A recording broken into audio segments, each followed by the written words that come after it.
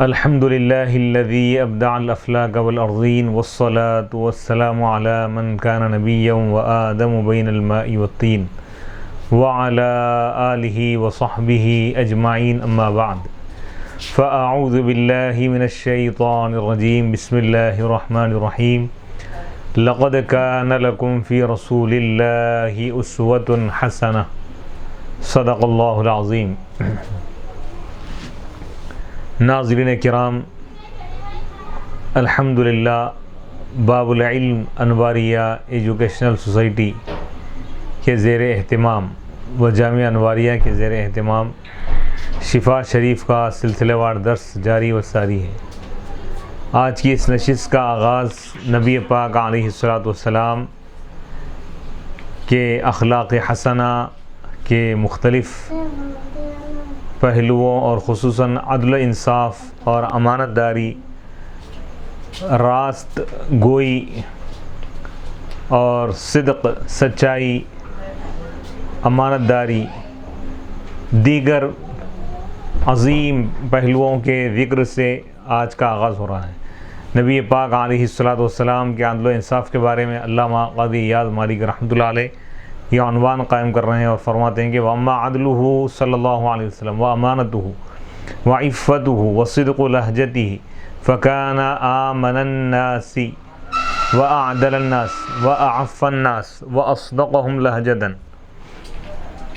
مُنْذُ كَانَ اعْتَرَفَ لَهُ بِذَلِكَ مُحَادُّهُ وَعِدَاهُ وَكَانَ يُسَمَّى قَبْلَ نُبُوَّتِهِ الْأَمِينَ. نبی پاک علیہ الصلاۃ والسلام کا عدل و انصاف اور آپ کی امانت داری اور آپ کی پاک بازی، پاکیزگی، وہ صدق و لہجتی اور آپ کے لہجے کا سچا ہونا، یعنی آپ کی گفتگو اور کلام. بس نبی پاک علیہ الصلاۃ والسلام تمام لوگوں میں سب سے زیادہ امانت دار تھے. وَأَعْدَلَ النَّاسِ تمام لوگوں میں سب سے زیادہ انصاف فرمانے والے. وَأَعَفَّ النَّاسِ تمام لوگوں میں سب سے زیادہ عفیف، پاک باز، یعنی گناہوں سے، حرام چیزوں سے، برائیوں سے بچنے والے، پاک باز. وَأَصْدَقَهُمْ لَهْجَةً تمام لوگوں میں زیادہ سچے تھے امانت داری کے گفتگو کے اعتبار سے. منذ كان اعترف له اس وقت سے جب کہ اس بات کا اعتراف کیا تھا آپ کے دشمنوں نے بھی، مخالفین بھی اس بات کو مانتے تھے، اس کا اعتراف کرتے تھے کہ حضور سچے ہیں.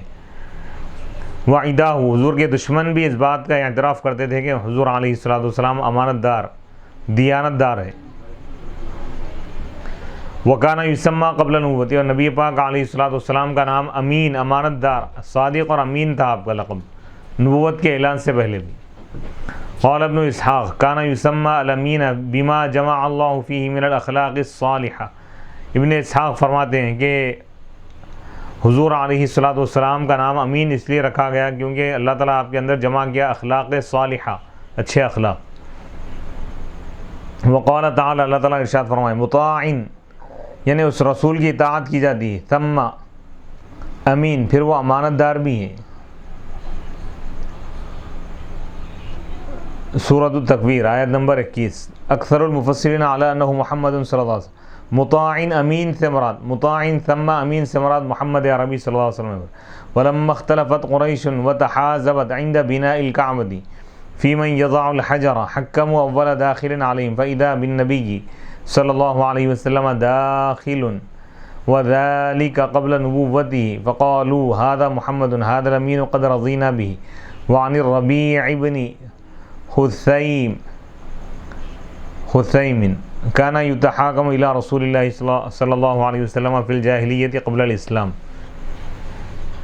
اب ایک واقعہ بتا رہے ہیں کہ قریش کے درمیان آپس میں جب اختلاف ہوا، قبیلہ قریش کے لوگوں میں، اور وہ کئی گروپوں میں تقسیم ہو گئے، گروپ بندیاں ہوں گئی، یعنی قریش کے جو سردار تھے وہ لوگ آپس میں اختلاف کرنے لگے کعبۃ اللہ کی تعمیر کے وقت کہ حجر اسود کون رکھے گا اس کے مقام پر.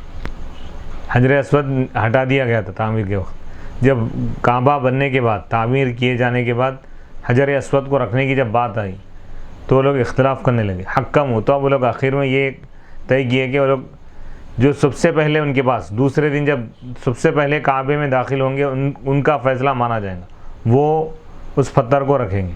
تو دوسرے دن کیا دیکھتے ہیں کہ سب سے پہلے حضور وہاں پر موجود ہے جلوہ گر، اور یہ حضور کی نبوت سے پہلے کی بات ہے، نبوت کے اعلان سے پہلے کی۔ تو ان لوگوں نے کہا، قریش کے لوگوں نے، کہ یہ محمد ہے صلی اللہ علیہ وسلم، یہ امانت دار ہے، ہم ان کے فیصلے سے راضی ہیں۔ وعن ربیع بن خثیم، ربیع بن خثیم سے روایت ہے کہ اللہ کے رسول علیہ السلام کے پاس لوگ فیصلہ کرایا کرتے تھے جاہلیت کے دور میں بھی، اسلام کی آمد سے پہلے۔ وقال صلی اللہ علیہ وسلم واللہ انی لامین فی السماء امین فی الارض، اللہ کے رسول علیہ السلام نے ارشاد فرمایا، اللہ کی قسم یقیناً میں امین ہوں، امانت دار ہوں، آسمانوں پر بھی اور زمین پر بھی۔ حدثنا ابو علی الصدفی الحافظ بقراءت علی، حدثنا ابو الفضل بن خیرون، حدثنا ابو یعلى بن زوج الحرہ، حدثنا ابو علی السنجی، حدثنا محمد بن محبوب المروزی، حدثنا ابو عیسیٰ الحافظ، حدثنا ابو قریب، حدثنا معاویۃ بن ہشام عن سفیان عن ابی اسحاق عن ناجیۃ بن کعب عن علی رضی اللہ عنہ ان ابا جہل قال للنبی صلی اللہ علیہ وسلم انا لا نکذبک ولكن نکذب بما جئت به فانزل اللہ تعالی فإنهم لا يكذبونك ولكن الظالمين بآيات الله يجحدون وروى غيره لا نكذبك وما أنت فينا بمكذب۔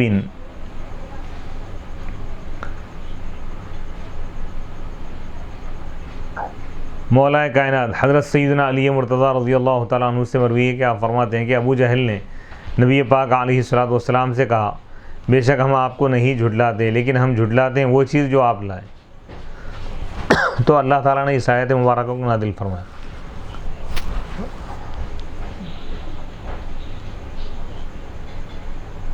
فَإِنَّهُمْ لَا يُكَذِّبُونَكَ، بے شک یہ کفار آپ کو نہیں جھٹلاتے لیکن ظالم اللہ کی آیتوں کو جھٹلاتے ہیں۔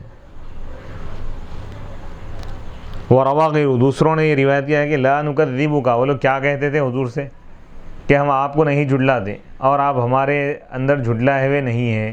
وقیل ان الاخنس بن شریق لقی ابا جہل یوم بدر فقال له یا ابا الحکم لیس هنا غیری وغیرک یسمع کلامنا تخبرنی عن محمد صادق هو ام کاذب فقال ابو جہل واللہ ان محمدا لصادق وما کذب محمد قط۔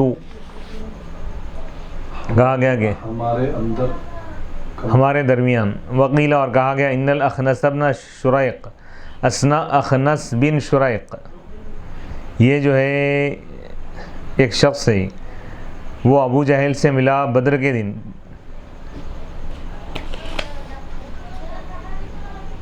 فقال له، بس اس نے اس سے کہا، ابو جہل سے پوچھا گیا اے ابو الحکم،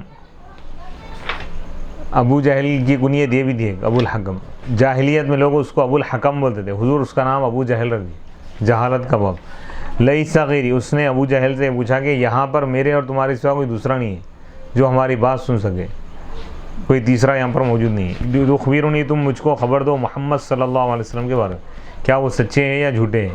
تو ابو جہل نے کہا اللہ کی قسم یقیناً محمد سچے ہیں اور محمد نے کبھی جھوٹ نہیں کہا، یعنی ابو جہل جیسا کافر بھی حضور کی سچائی کو مان رہا۔ وسأل هرقل عنه ابا سفیان فقال هل كنتم تتهمونه بالكذب قبل ان يقول ما قال قال لا وقال النضر بن الحارث لقريش قد كان محمد فيكم غلاما حدثا ارضاكم فيكم واصدقكم حديثا واعظمكم امانة حتى اذا رايتم في صدغيه الشيب وجاءكم بما جاءكم به قلتم ساحر لا والله ما هو بساحر وفي الحديث عنه ما لمست يده يد امرأة قط لا يملك رقها۔ ہرقل نے نبی پاک علیہ السلام کے بارے میں ابو سفیان سے پوچھا، اچھا فقال، تو ابو سفیان سے اس نے پوچھا کہ ہرقل نے ابو سفیان سے پوچھا حضور کے بارے، کیا تم ان کو جھوٹ کے بارے میں متہم کرتے ہو، جھوٹ کے بارے میں تمہارا گمان ہے ان کے بارے میں کہ وہ قبل ان یقول ما قال، وہ جو بات کہیں اس سے پہلے کبھی تم ان کے بارے میں یہ الزام لگائے کہ جھوٹ کہیں؟ تو ابو سفیان نے کہا کہ نہیں، یعنی نبوت کے اعلان سے پہلے بھی محمد عربی نے کبھی جھوٹ نہیں کہا، اس بات کو کفار بھی مانتے تھے۔ متہم یعنی الزام لگانا، کیا کبھی تم جھوٹ کا الزام لگائیں ان پر نبوت کے اعلان سے پہلے؟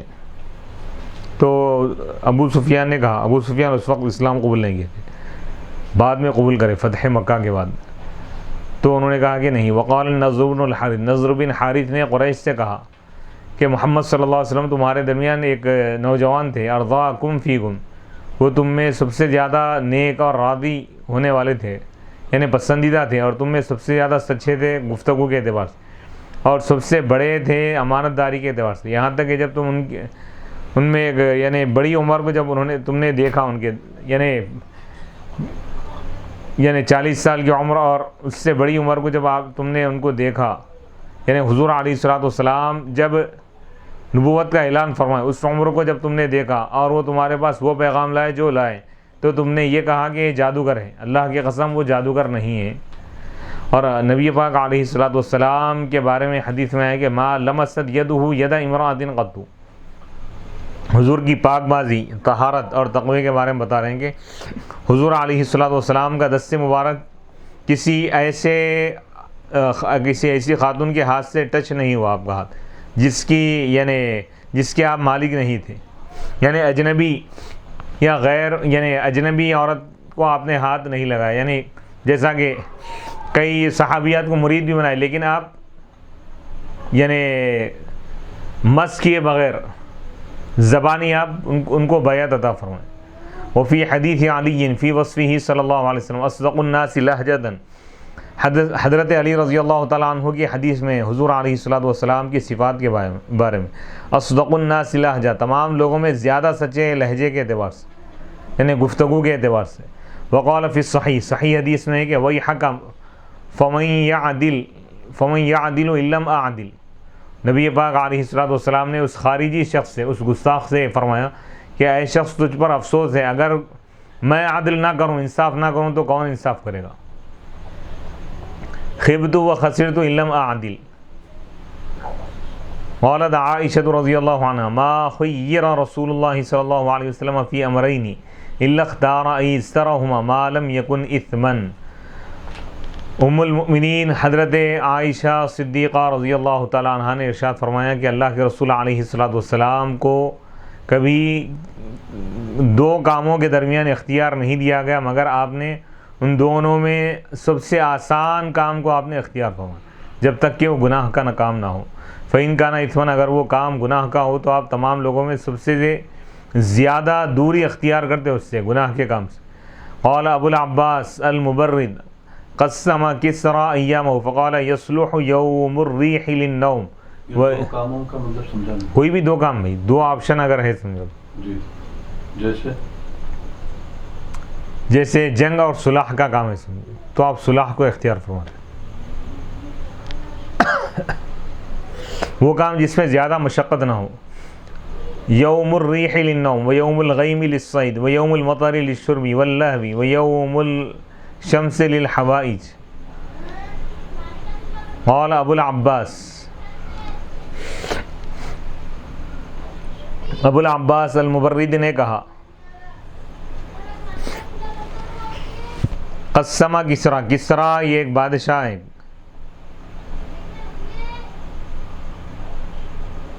کسرا ایک بادشاہ کا نام ہے، یہ کیا ہے فارس کا جو بادشاہ بندہ اس کا نام کسرا رکھا جاتا تھا۔ فارس کا جو بادشاہ ہے وہ اپنے دنوں کو تقسیم کیا تھا، کیا کیسا تقسیم کیا تھا؟ بس اس نے کہا کہ ہواؤں کا دن نیند کے لیے، یعنی جس دن ٹھنڈی ہوائیں چلیں اس دن وہ سو جائے گا، آرام کرے گا، اور بادل کا دن شکار کے لیے، اور بارش کا دن کھانے پینے کے لیے، لہو لعب کے لیے، اور سورج کا دن جس دن سورج نکلے، دھوپ نکلے، لوگوں کی ضروریات پورا کرنے کے لیے۔ قال ابن خالویہ ما کان اعرفهم بسیاست دنیاہم یعلمون ظاہرا من الحیاۃ الدنیا وهم عن الآخرۃ هم غافلون۔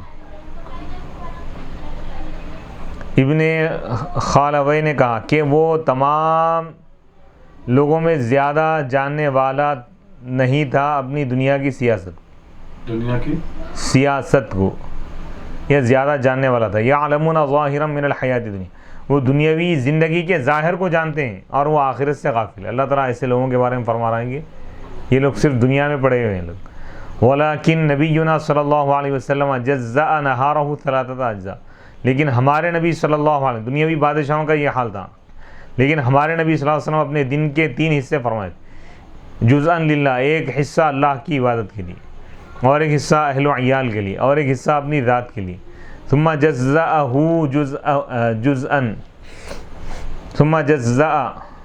جزءا پھر حضور علیہ الصلوۃ والسلام اپنی ذات کے لیے جو وقت مقرر کیے تھے اس کے حصے فرمایا. اپنے درمیان اور لوگوں کے درمیان، بس آپ خاص کے ذریعے مدد طلب کرتے تھے عام پر، یعنی آپ کا جو پرسنل جو وقت ہوتا آپ لوگوں کے فائدے کے لیے اس کو آپ استعمال فرماتے تھے. اپنا جو پرسنل وقت ہے آپ اس کے ذریعے عوام کو آپ فائدہ پہنچاتے تھے.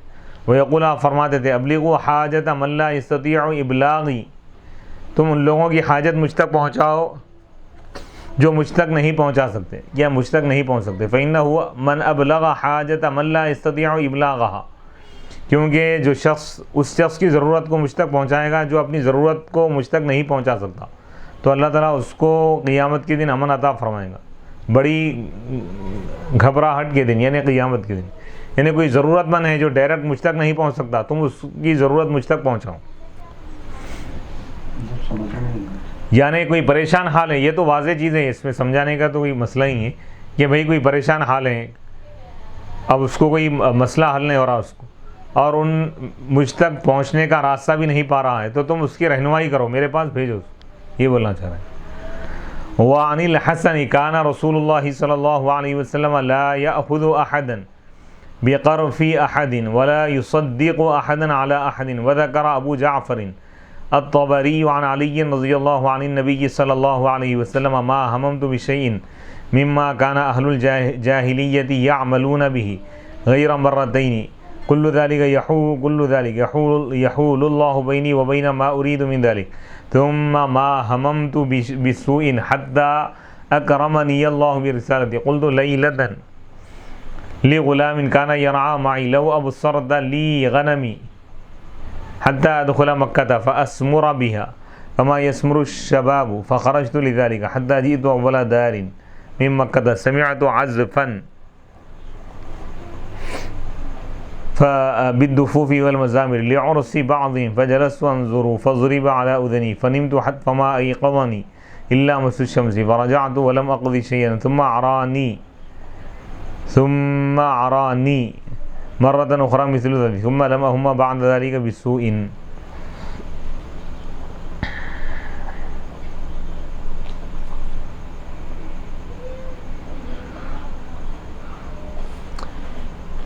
حضرت حسن سے مروی، اللہ کے رسول علیہ الصلوۃ والسلام کسی شخص سے مواخذہ نہیں فرماتے تھے، کسی شخص کو نہیں پکڑتے تھے کسی شخص کے الزام لگانے کی وجہ سے. کوئی شخص آگے کسی کے بارے میں کچھ بول دیا کہ فلاں آدمی ایسا کر رہا، تو کسی کے بولنے کی وجہ سے آپ اس پہ یقین کر کے آپ اس سے بدلہ، یعنی اس سے کارروائی نہیں کرتے تھے، آپ بنفس نفیس اس کا جائزہ لیتے تھے. ولا یصدق احد علی احد، کسی کی تصدیق نہیں کرتے تھے کسی کے خلاف. کوئی شخص آگے کسی کے خلاف کوئی بات بول دیا فوراً آپ اس کی تصدیق کرو، ویسا نہیں کرتے تھے.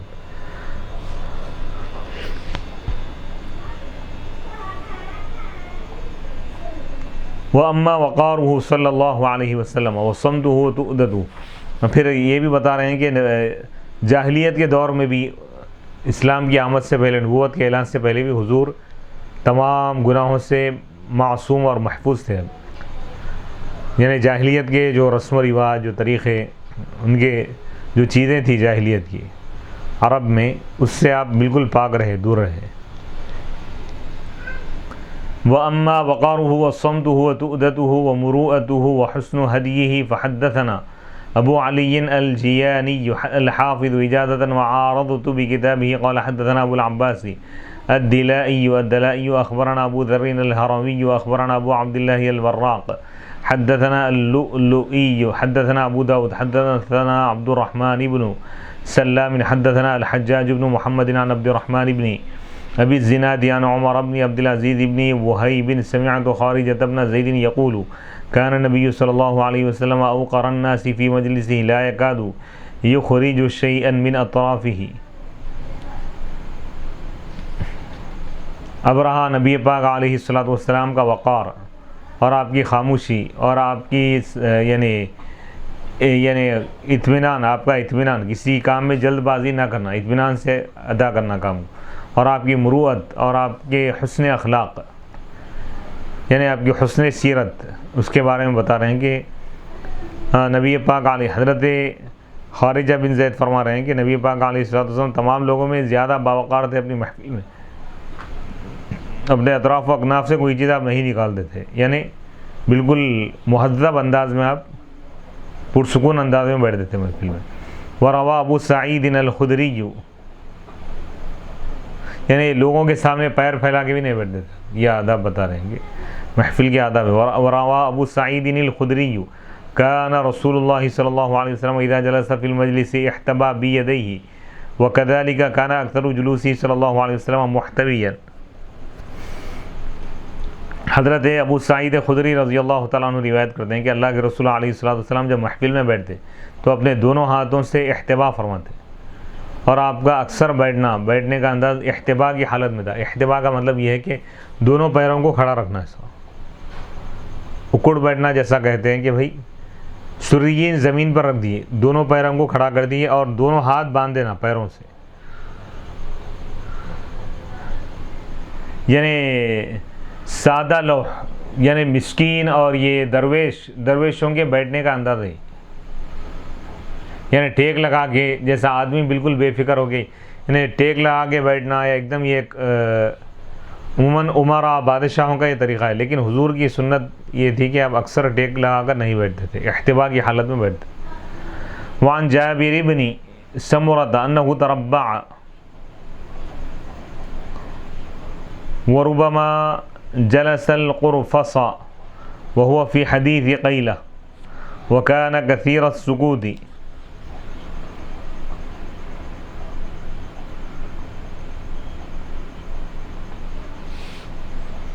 اب یہاں پہ یہ بات بتا رہے ہیں کہ نبی پاک علیہ الصلوۃ والسلام گھٹنوں کے بل بھی آپ بیٹھتے تھے، گھٹنوں پہ ٹیک لگا کے، جیسے قاعدے میں بیٹھے ہوئے نا، اس انداز میں بھی آپ بیٹھتے تھے.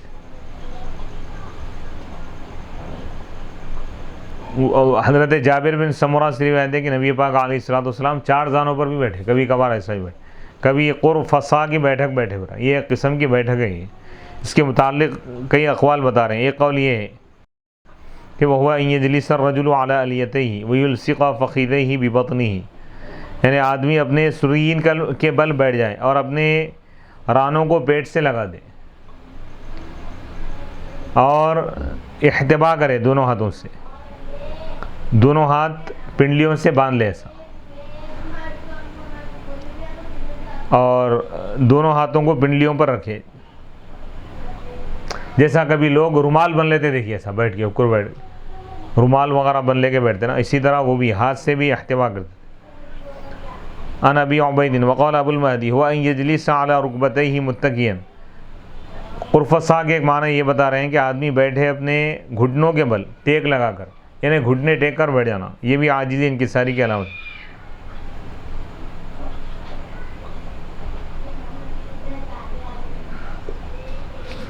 وَكَانَ كَثِيرَ السُّكُوتِ، نبی پاک علیہ الصلوۃ والسلام اکثر خاموش رہا کرتے تھے. لا يتكلم فی غیر حاجہ، بلا ضرورت بات نہیں کرتے تھے، ضرورت اور اہم کوئی چیز ہے تو ہی بات کرتے تھے، یعنی فضول گفتگو سے آپ کی زندگی پاک تھی. یہ بہت اہم پہلو ہے. آج کا معاشرہ یہ ہے کہ لوگ بیکار کی گفتگو میں گھنٹوں مصروف ہو جاتے ہیں، تو اس سے بچنا چاہیے. حضور کی سیرت کا پیغام یہ ہے کہ وقت کا صحیح استعمال کرے، بیجا گفتگو نہ کرے، خاموشی اختیار کرے. یعرض عمن تکلم بغیر جمیل، کوئی اگر بیکار نامناسب بات کرتا تو حضور اس سے منہ پھیر لیتے، اس کی بات کو نہیں سنتے تھے. وکان ضحکہ تبسما، حضور کا ہنسنا کیا تھا؟ مسکراہٹ کے طور پر تھا. وکلامہ فصلا، آپ کی بات واضح ہوتی تھی، یعنی ایک ایک لفظ واضح سمجھ میں آتا تھا، لا فضول، اس میں کوئی فضول گفتگو نہیں ہوتی تھی، کوئی لفظ زیادہ بھی نہیں ہوتا تھا کم بھی نہیں ہوتا تھا، برابر. وکانا ضاحک اصحابہ عندہ التبسم، حضور کی موجودگی میں صحابہ کا جو ہنسنا ہے تبسم ان کے انداز میں تھا، توقیرا لہو، حضور کی تعظیم کے خاطر، واقتداء بھی اور حضور کی اقتداء کرتے ہوئے. مجلس حلم وحیاء وخیر وامانہ لا ترفع فیہ الاصوات ولا تؤبن فیہ الحرم اذا تکلم اطرق جلساؤہ کانما علی رؤوسہم الطیر. نبی پاک علیہ السلام کی محفل اور مجلس حلم کی محفل تھی، حیا والی محفل تھی، خیر اور حسنات نیکیوں کی محفل تھی، امانت داری کی محفل تھی. اس میں آوازیں بلند نہیں ہوتی تھی. محفل کے آداب بتا رہے ہیں کہ محفل کیسی ہونی چاہیے.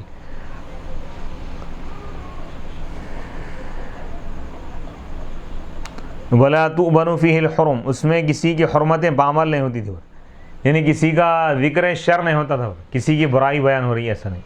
تو حضور یہ تعلیم دے رہے ہیں کہ محفلوں میں اگر بیٹھو تو ایسا بیٹھو کہ کسی کی برائی نہ کرو. آج کی محفلیں ہم دیکھ رہے ہیں کہ ایک دوسرے کی برائی ہو رہی ہے، ایک دوسرے کی غیبت، چغل خوری، دوسروں کے عیوب بیان ہو رہے ہیں، کسی کی حقارت کی جا رہی ہے، کسی کو ذلیل کیا جا رہا ہے، کسی کا مذاق اڑایا جا رہا ہے. تو یہ تمام چیزوں سے بچنا چاہیے. حضور علیہ السلام کی سیرت، حضور کے اخلاق اور حضور سے محبت کا تقاضا یہ ہے کہ ہم یا کوئی بھی شخص محفلوں میں کسی کی برائی نہ کرے، کسی کا عیب بیان نہ کریں، کسی کی بے عزتی نہ کریں، کسی کو برا بھلا نہ کہیں. اذا تکلم اطرق جلساء، جب نبی پاک علیہ السلام کلام فرماتے تو آپ کے ہم نشین سر جھکا دیتے تھے، سر اٹھا کے یوں دیکھتے نہیں تھے. کانما ایسا سر جھکا کر بیٹھتے گویا کہ ان کے سروں پر پرندہ ہیں، کہ اگر یہ لوگ سر تھوڑا بھی ہلائیں گے تو پرندہ اڑ جائے گا. یعنی محفل، حضور کی محفل کا ادب کس طرح ہوتا تھا صحابہ کے پاس. وفی صفته صلی اللہ علیہ وسلم یخطو تکفؤا ویمشی ہونا کانما ینحط من صبب. وفی الحدیث الآخر اذا مشى مجتمعا يعرف في مشيته انه غیر غریض.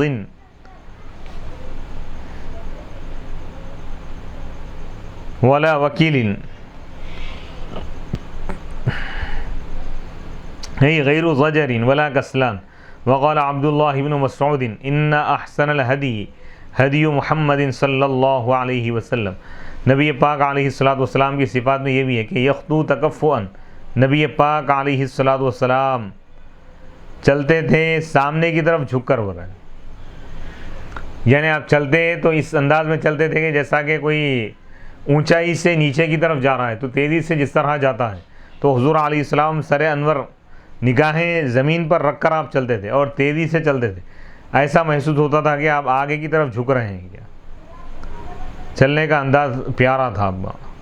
اسی طرح ویمشی ہونن، اور اطمینان سے آپ چلتے تھے باوقار انداز میں. کانما ینحط، گویا کہ آپ اتر رہے ہیں من سبب، یعنی اونچائی سے نیچے کی طرف آ رہے ہیں، نشیب کی طرف آپ اتر رہے ہیں.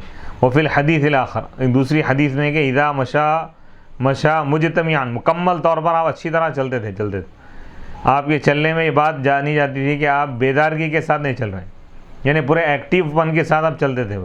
ولا وکیلین، اور یعنی دوسروں پر دار و مدار رکھ کر نہیں چل رہے، بلکہ ایک تندرست صحت مند آدمی جس طرح چلتا ہے میانہ روی کے ساتھ، اس انداز سے آپ چلتے تھے. غیر ضجری، یعنی بیدارگی، چلنا نہیں چاہ رہی طبیعت، زبردستی چل رہا ہے ایسا نہیں تھا، اور نہ سستی کے ساتھ چلتے تھے.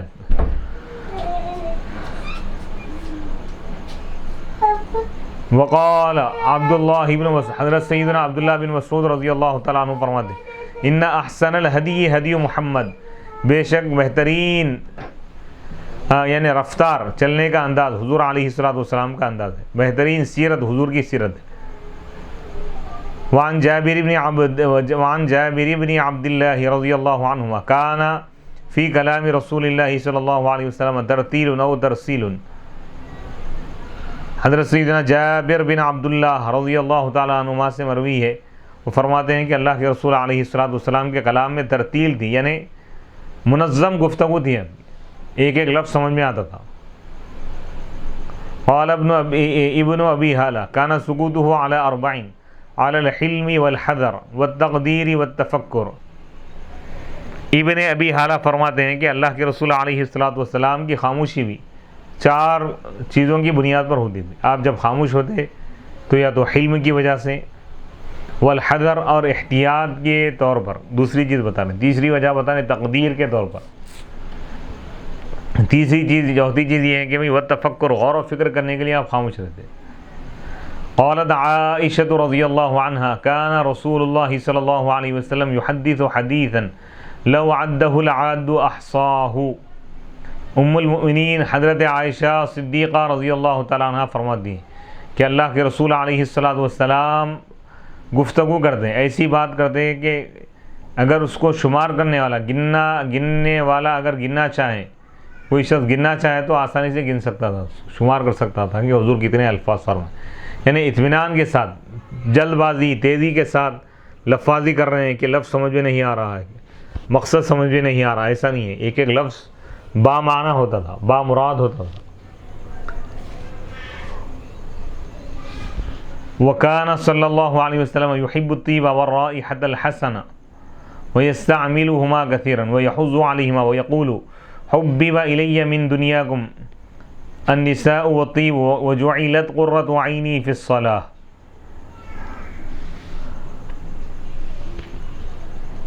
وكان صلی اللہ علیہ وسلم، اور اللہ کے رسول علیہ السلام خوشبو کو پسند فرماتے تھے اور اچھی بو کو آپ پسند فرماتے تھے، اور ان دونوں کا زیادہ استعمال فرماتے تھے. وَيَحُضُّ عَلَيْهِمَا، اور ان دونوں پر ابھارتے تھے آپ، یعنی خوشبو کے استعمال پر. تو حضور علیہ السلام کی سنت ہے خوشبو کا استعمال کرنا. اور آپ یہ فرماتے تھے کہ میرے پاس محبوب بنا دی گئی ہے تمہاری دنیا میں سے 3 چیزیں. کیا کیا ہے بتا رہے ہیں کہ النساء، بیویاں، والطیب، اور خوشبو، وجعلت قرۃ عینی فی الصلاۃ، اور میری آنکھوں کی ٹھنڈک نماز میں ہے. ومن مروءتہ صلی اللہ علیہ وسلم نہیہ عن النفخ فی الطعام والشراب والامر بالاکل مما یلی والامر بالسواک وانقاء البراجم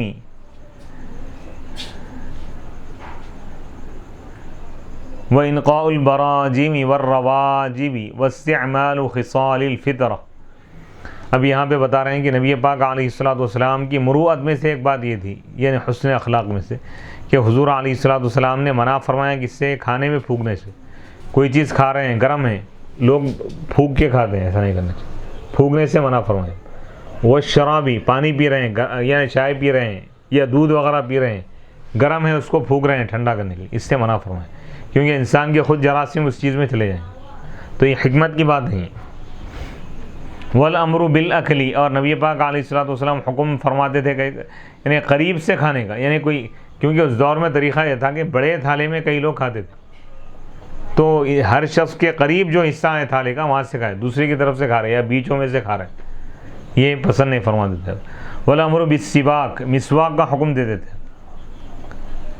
وانقاء البراجم، اور انگلیوں کے جوڑوں کو اچھی طرح پاک صاف کرنے کو آپ پسند فرماتے تھے. یہ مروت میں سے بر، یعنی جیسے انگلیوں کے جوڑ ہیں، انگلیوں کے جو جوڑ ہیں اس میں اچھی طرح میل کچیل اگر ہے تو صاف کر دینا، یہ اس کو آپ پسند فرماتے تھے. انقاء البراجم، یہ برجمتن، برجمتن کی جمع براجم، مفاصل الاصابع التي بین الاشاجع والرواجب وهي رؤوس السلامیات من ظاہر الکف اذا قبض القابض کفه نشرت وارتفعت. یعنی یہ جو جوڑ ہے یہ مراد لے رہے ہیں، اس کو بھی اچھی طرح آپ صاف فرما دیں. یہ جو ہڈیاں ہیں یا انگلیوں کے جو جوڑ ہیں ابھرے ہوئے حصے، اس کو بھی آپ صاف فرما دیں.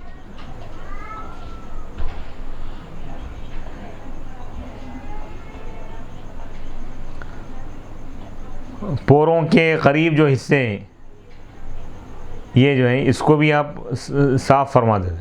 واستعمال خصال الفطرہ، فطرت، خصال فطرت کے استعمال کو آپ پسند فرما دیں، یعنی مونچھ کم کرانا، داڑھی چھوڑ دینا، بڑی رکھنا داڑھی، اسی طرح صاف صفائی کا اہتمام کرنا. یہ تمام چیزیں حضور علیہ السلام کی سیرت کا حصہ ہیں. وَأَمَّا زُهْدُهُ، یہاں سے اب نبی پاک علیہ الصلوۃ والسلام کے زہد کا بیان ہے، یعنی دنیا سے دوری اختیار کرنا، دنیا کی طرف مائل نہ ہونا، یہ کیا ہے؟ زہد ہے. دنیا میں بھی سادگی کو اختیار کرنا، یہ زہد کی علامت ہے. وَأَمَّا زُهْدُهُ فِي الدُّنْيَا، اب رہا نبی پاک علیہ الصلوۃ والسلام کا دنیا سے بے رغبتی کرنا. فقد تقدم من الاخبار اثناء هذه السیرہ ما یکفی، اس سیرت کے بیان اور عنوان کے درمیان جو احادیث گزر چکی ہیں وہ کافی ہے. وحسبک، اور تمہارے لیے کافی، من تقللہ منہا واعراضہ عن زہرتها وقد سیقت الیہ بحذافیرہا وترادفت علیہ فتوحها الى ان توفی صلی اللہ علیہ وسلم ودرعہ مرہونہ عند یہودی فی نفقۃ عیالہ وهو يدعو ويقول اللهم اجعل رزق آل محمد قوتا. اور تمہارے لیے کافی ہے حضور کی عظمت اور سیرت اور زہد کو سمجھنے کے لیے کہ حضور علیہ الصلوۃ والسلام نے دنیا سے آپ نے کمی کو اختیار فرمایا، دنیا کی زیادتی کو پسند نہیں فرمایا. جتنی ضرورت ہے بلکہ ضرورت سے بھی کم استعمال فرمائیں دنیاوی چیزوں. اور حضور علیہ الصلوۃ والسلام کا منہ موڑ لینا، منہ پھیر لینا دنیا کی رونق سے، دنیا کی یعنی خوشحالی تر و تازگی سے، جبکہ دنیا آپ کی طرف لائی گئی تھی، پیش کر دی گئی تھی اس کے پورے جوانب کے ساتھ، یعنی مکمل طور پہ دنیا آپ کے قدموں میں آ گئی، لیکن آپ نے اس دنیا کو ٹھکرا دیا.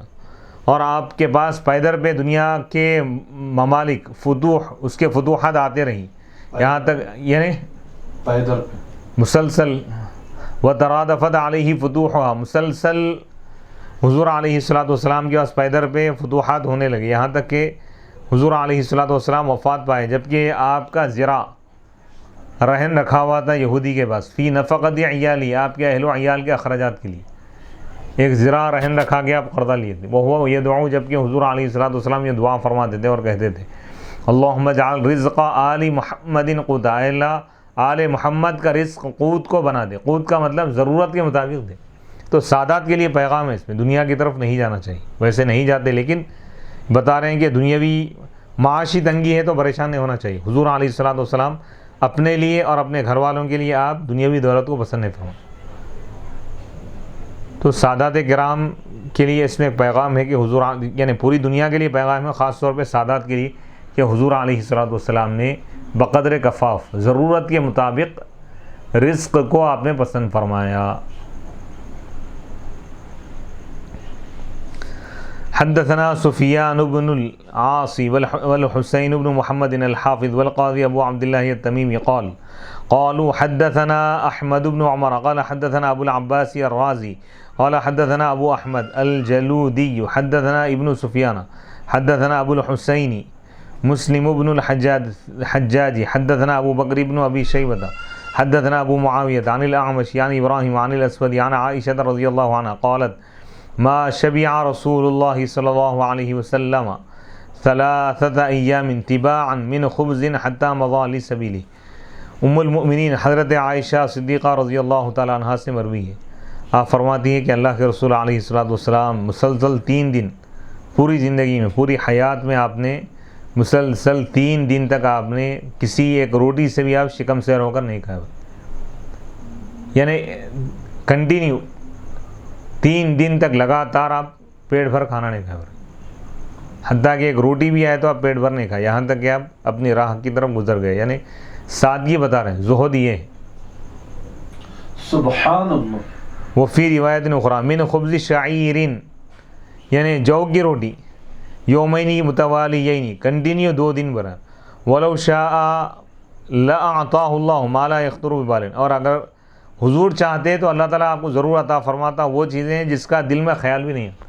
ایک حدیث پاک ہے، حضور ارشاد فرماتے ہیں کہ اے عائشہ اگر میں چاہوں تو یہ پہاڑ سونے کے بن کر میرے ساتھ چلے، سونے کے پہاڑ بھی. یعنی حضور کا جو فقر ہے، فاقہ ہے، یہ اختیاری تھا، اضطراری، مجبور نہیں تھے. حضور چاہتے تو آپ دنیا کی سب سے زیادہ دولت یا خوشحال زندگی آپ گزار سکتے تھے، آپ کو اختیار دیا گیا تھا، لیکن آپ نے مسکینی زندگی کو، آپ نے درویشانہ زندگی کو آپ نے پسند فرمایا تاکہ امت کے لیے یہ درس رہے اور لوگ اس سے درس حاصل کریں، آپ کے نقش قدم پر چلیں. وفی روایت اخری ما شبع آل رسول اللہ صلی اللہ علیہ وسلم من خبز بر حتى لقي اللہ عز وجل. ایک دوسری روایت میں آپ فرماتے ہیں کہ آل رسول نبی پاک علیہ الصلوۃ والسلام کا گھرانہ کسی گیہوں کی روٹی سے کبھی شکم سیر ہو کر نہیں کھائے، یہاں تک کہ اللہ کے رسول علیہ الصلوۃ والسلام اللہ سے ملاقات کی ہے. وفی حدیث وقالت عائشہ رضی اللہ عنہ ما ترک رسول اللہ صلی اللہ علیہ وسلم دینارا ولا درہما ولا شاتا ولا بعیرا. ام المؤمنین حضرت عائشہ صدیقہ رضی اللہ تعالیٰ عنہ فرماتی ہیں اللہ کے رسول علیہ الصلوۃ والسلام کوئی درہم نہیں چھوڑے، کوئی دینار نہیں چھوڑے، ولا شاطن اور نہ کوئی بکری چھوڑے اور نہ کوئی اونٹ. یعنی دنیا سے آپ جب رخصت ہوئے، دنیا سے آپ تشریف لے گئے تو آپ اس حال میں گئے کہ دنیا کی کوئی دولت آپ کے پاس نہیں تھی. اور یعنی زہد کا یہ بہت بڑا اعلیٰ مقام ہے. لوگ کیا سمجھتے ہیں دولت چھوڑ کے جانے کو کمال سمجھ رہے ہیں، لیکن سیرت مصطفیٰ کا پیغام یہ ہے کہ دنیا کی دولت نہیں، آخرت کی دولت ہونا چاہیے. حضور علیہ الصلوۃ والسلام علم کی دولت دنیا والوں کو دے کے گئے، اخلاق کی، اپنی سیرت اور آخرت کی نعمتوں کی دولت آپ نے پیش فرمائی، دنیاوی دولت کو آپ نے پسند نہیں فرمایا. وفی حدیث عمرو بن الحارث ما ترک رسول اللہ صلی اللہ علیہ وسلم الا سلاحہ وبغلتہ وارضا جعلها صدقہ. حضرت عمرو بن حارث روایت ہے، وہ کہتے ہیں کہ اللہ کے رسول علیہ الصلوۃ والسلام کوئی چیز چھوڑ کر نہیں گئے دنیا میں سوائے آپ کے ایک تلوار کے، وہ بغلت اور آپ کا خچر، وہ اردن اور ایک زمین تھی وہ جس کو آپ نے صدقہ کر دیا. یعنی حضور علیہ الصلوۃ والسلام کی اگر کوئی چیز دنیا میں رہ بھی گئی تو وہ مال تقسیم نہیں ہوگا، وہ جائیداد تقسیم نہیں ہوگی، بلکہ امت کے لیے وقف ہو، یعنی صدقہ ہے، بیت المال میں غریبوں کے لیے رہیں گی. قالت عائشہ رضی اللہ عنہ وَلَقَدْ مَاتَ وَمَا فِي بَيْتِي شَيْءٌ يَأْكُلُهُ ذُو كَبِدٍ إِلَّا شَطْرَ شَعِيرٍ فِي رَفٍّ لِي.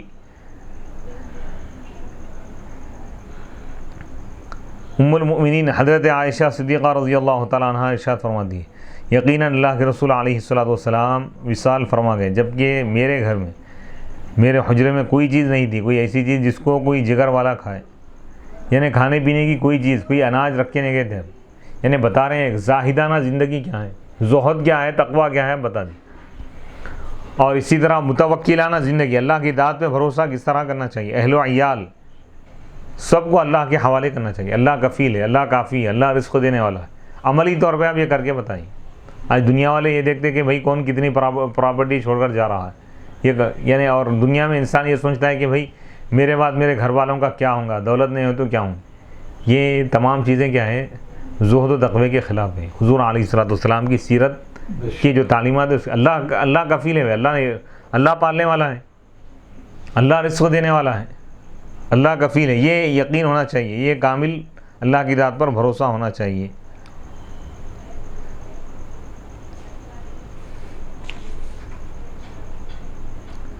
یعنی بتا رہے ہیں کہ تھوڑی سی جو، یعنی آدھا کلو جو رہ گئی تھی فی رفن لی، ایک طاق میں رکھی ہوئی تھی. وقال لی انی عرض علی ان یجعل لی.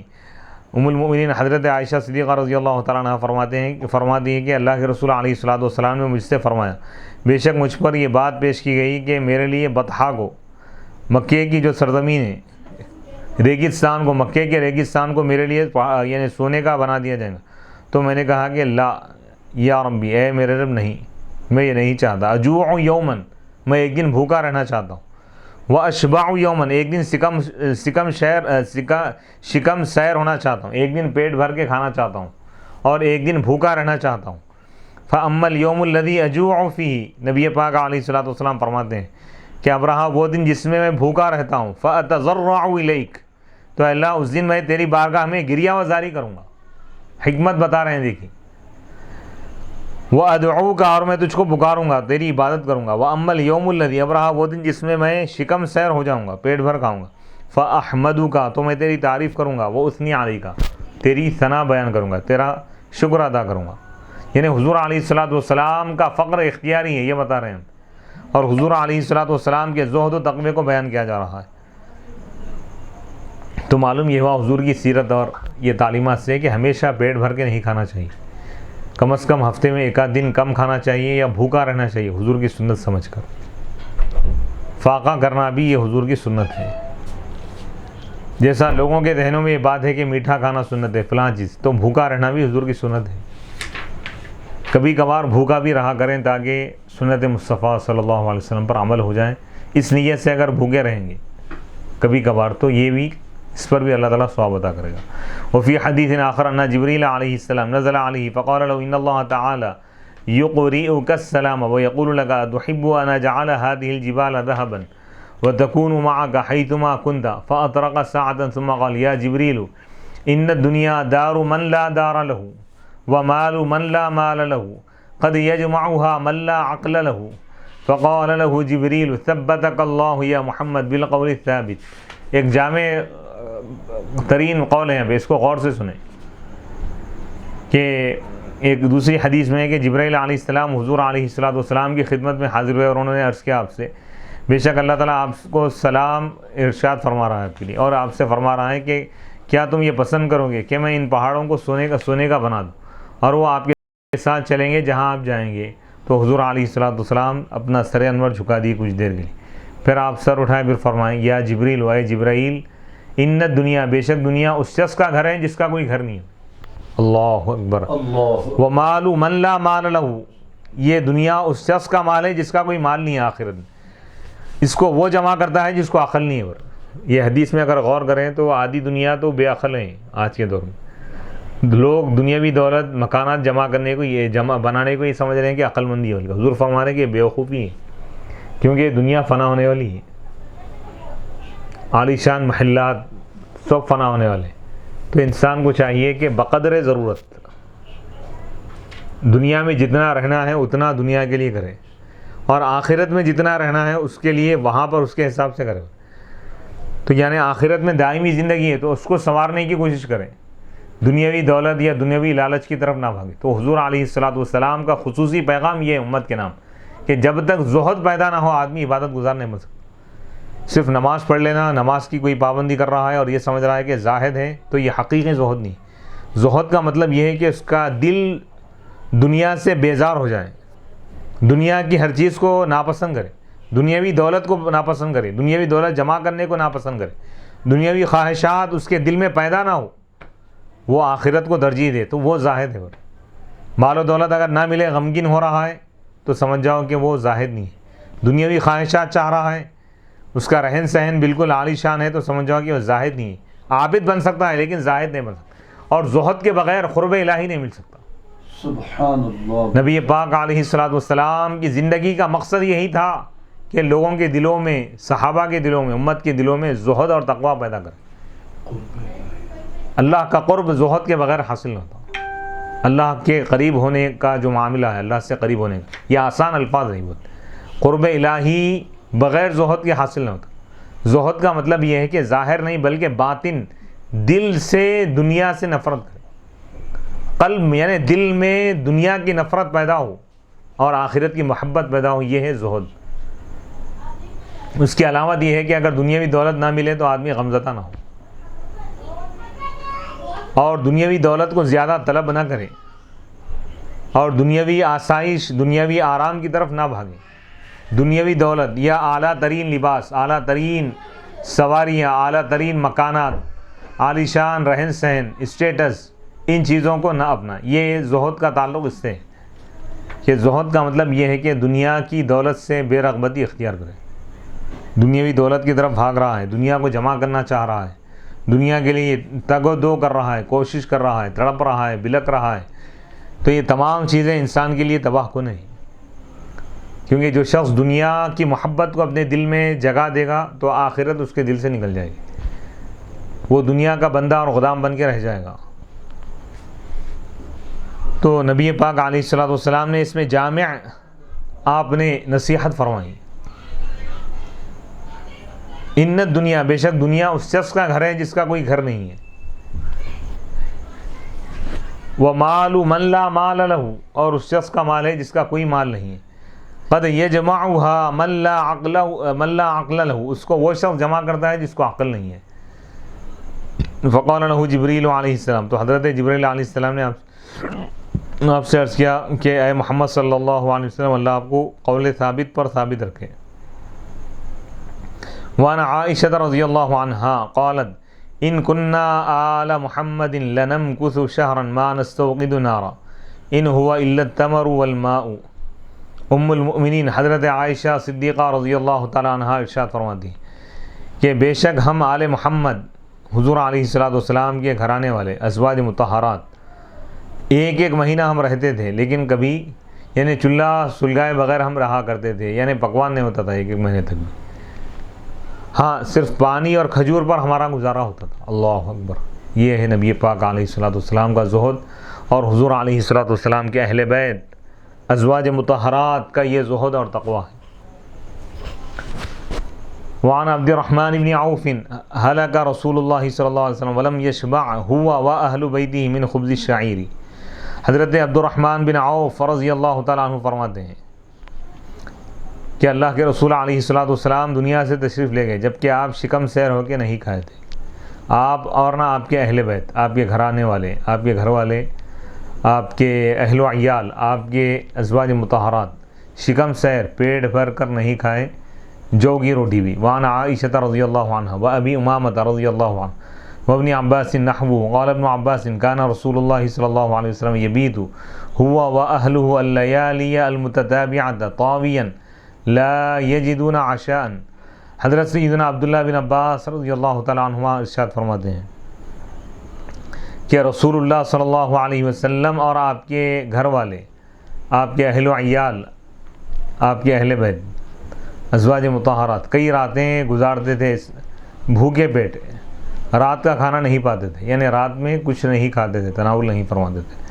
وعن انس رضی اللہ عنہ قال ما اکل رسول اللہ صلی اللہ علیہ وسلم علی خیوان ولا فی سکرجۃ ولا خبز له مرقق ولا رأى شاة سمیطا قط۔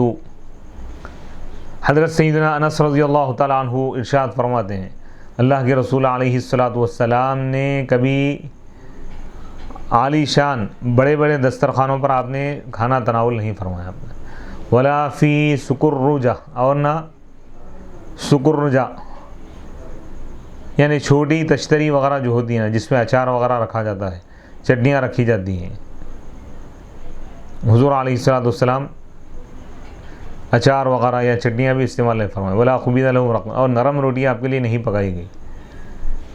ولا رأى شاة سمیطا،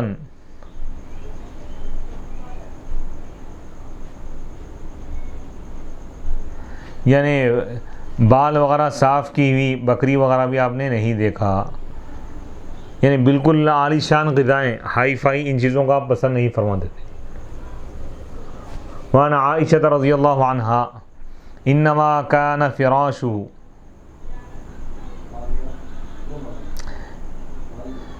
یعنی جس طرح اس دور میں طریقہ یہ تھا کہ بکریوں کے یا جانوروں کے بال اگر صاف کرنا ہے ذبح کرنے کا، جیسا مرغیوں کا کرتے ہیں گرم پانی میں ڈال کے اس کے بال وغیرہ نکال دیتے، ویسا اس دور میں نہیں تھا ہو رہا ہے۔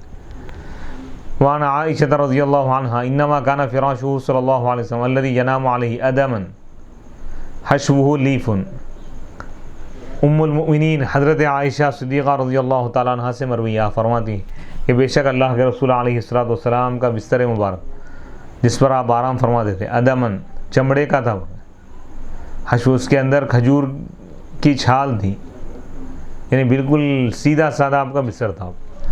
وعن حفصہ رضی اللہ عنہ قالت کان فراش رسول اللہ صلی اللہ علیہ وسلم فی بیتہ مسحا نثنیہ ثنتین فینام فثنیناہ لہ لیلۃ باربعین فلما اصبح قال ما فرشتم لی اللیلہ فذکرنا ذلک لہ وقال ردوه بحاله فإن وطأته منعتني الليلة الصلاة وكان ينام أحيانا على سرير مزمول بشريط حتى يؤثر في جنبه۔ حضرت حفصہ رضی اللہ تعالیٰ عنہ سے روایت ہے، وہ فرماتی ہے کہ اللہ کے رسول علیہ السلام کا بستر مبارک آپ کے گھر میں مسحا تھا، مسحن یعنی ایک چادر وغیرہ تھی، نثنی ہی ہم اس کو موڑتے تھے، دو مرتبہ اس کو ہم ڈبل کر کے بچھاتے تھے۔ فینام، تو حضور علیہ السلام آرام فرماتے تھے۔ فینام فثنیناہ، تو ایک مرتبہ ہم یعنی 4 یعنی اس کو 4 مرتبہ اس کو طے کر دیا تاکہ وہ یعنی موٹی چادر بنانے کے لیے. تو جب حضور علیہ الصلوۃ والسلام کیے تو آپ نے فرمایا کہ تم نے میرے لیے کل رات میں کون سا بچھونا کون سا بستر تم نے بچھا دیا.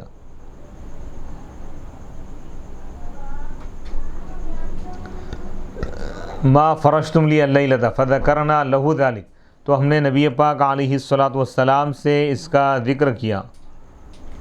یعنی حضور علیہ الصلوۃ والسلام کی جو چادر مبارک جو بچھونا تھا آپ کا بستر تھا اس کو یعنی امہات المؤمنین 2 مرتبہ اس کو یعنی ڈبل کر کے بچھا دیتے. 1 مرتبہ 4 مرتبہ اس کو فولڈ کر کے بچھا دیے تھے. تو حضور فرمائیں کہ کل رات مجھے کون سا بستر تم دے دیے. تو انہوں نے اس کا ذکر کیا تو حضور نے فرمایا کہ اس کو پہلے جیسا رکھتے تھے ویسے ہی بچھا دو. یعنی زیادہ نرم بسترے کو بھی آپ پسند نہیں فرماتے تھے.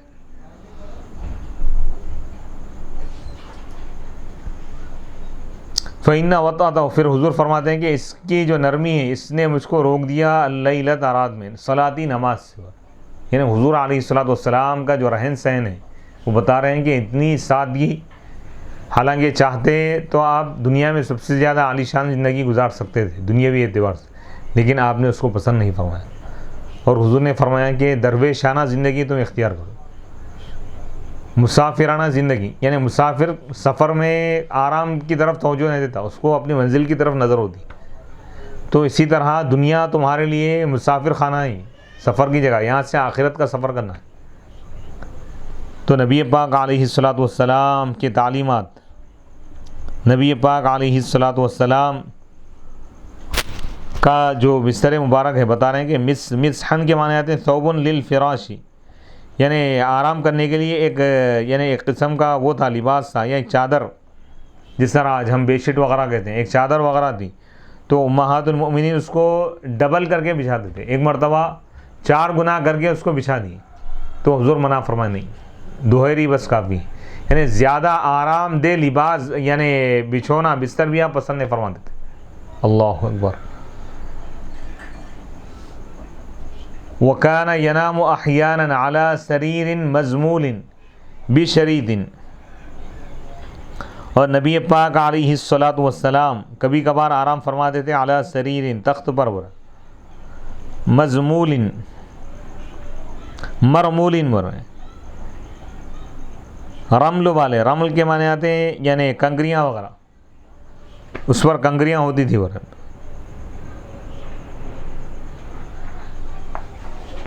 یشد علیہ مرمول بشریط زمل سریرہ وازمل اذا زمل شریطا او غیر فجعلہ ظہرا لہ.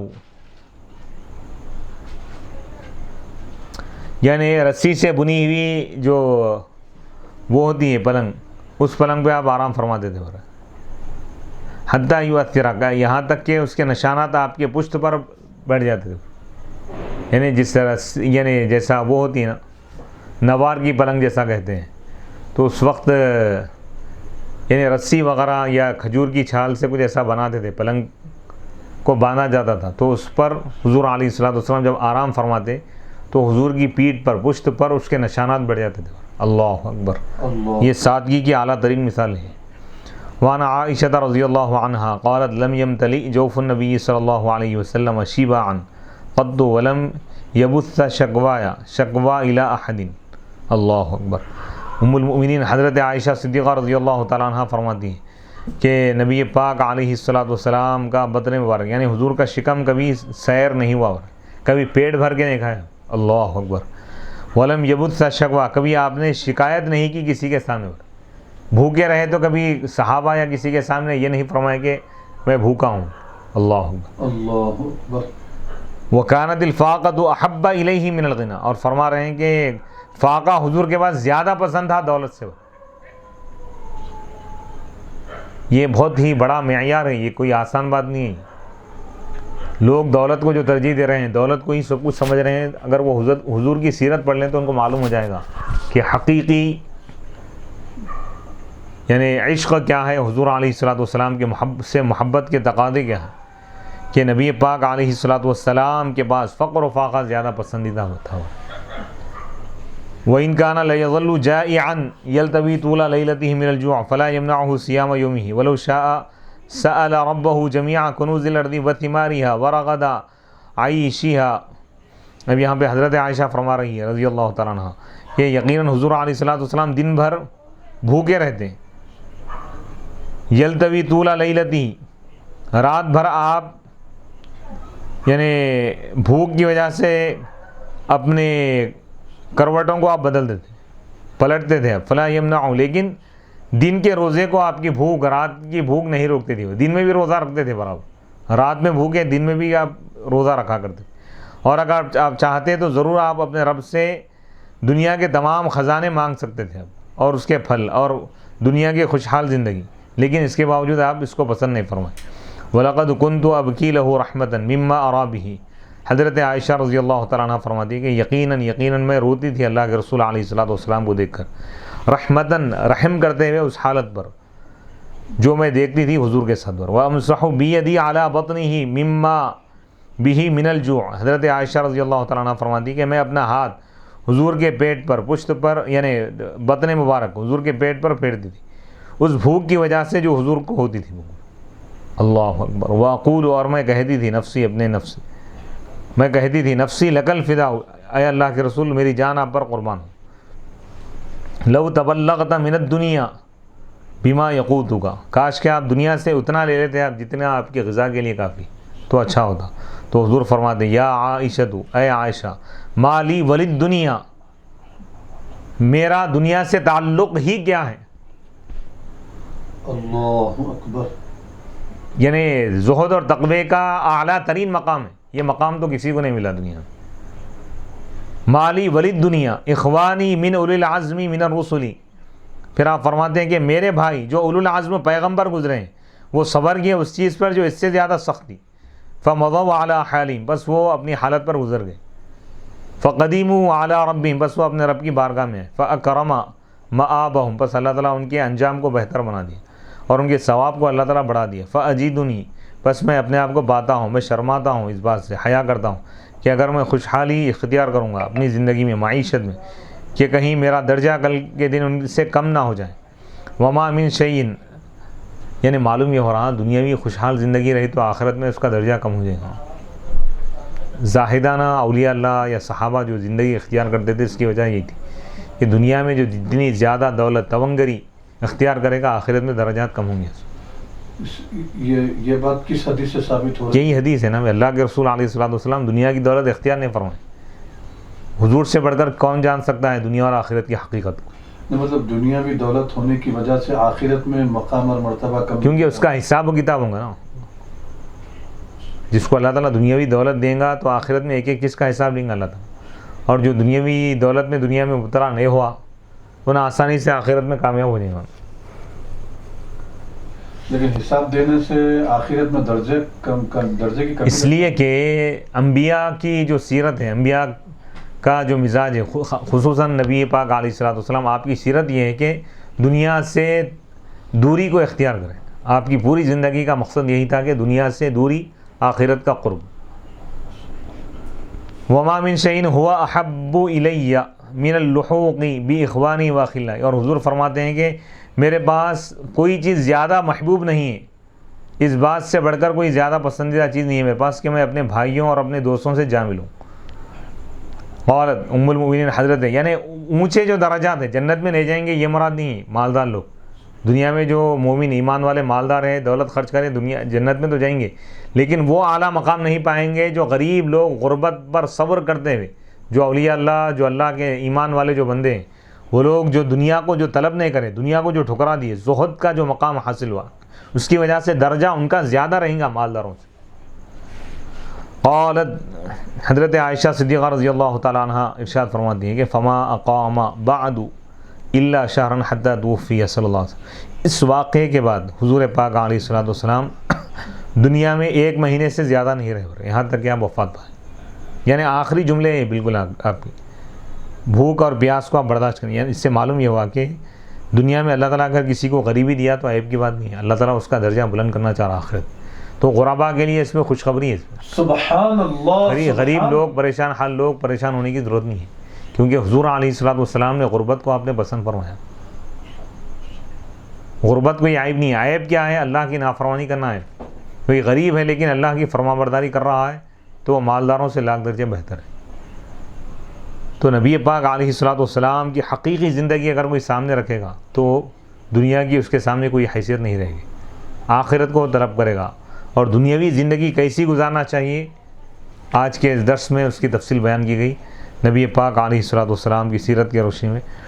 اللہ سے دعا ہے کہ اللہ تعالی ہم سب کو حضور علیہ السلام کے بتائے ہوئے طریقے کے مطابق زندگی گزارنے کی توفیق عطا فرمائیں. اگلی نشست کس عنوان سے؟ انشاءاللہ آئندہ جو نشست ہے نبی پاک علیہ السلام ہی کی عظمت کے متعلق ہے کہ عبادت کا جو اہتمام تھا حضور علیہ السلام کا، اللہ کی عبادت میں آپ جو اہتمام فرماتے تھے، آپ کا جو انداز اور نرالا جو انداز تھا آپ کا، اخلاص، اور اسی طرح عبادت میں کثرت کو اختیار کرنا، عبادت کے آداب جو آپ نے بتائے ہیں اس کی تفصیل انشاءاللہ حضور علیہ السلام کس طرح کثرت سے اللہ کی عبادت کیا کرتے تھے اس کا انشاءاللہ تفصیلی ذکر ہوگا اگلی نشست میں. وصلی اللہ تعالی علی خیر خلقہ سیدنا محمد و آلہ و اصحابہ اجمعین والحمد للہ رب العالمین.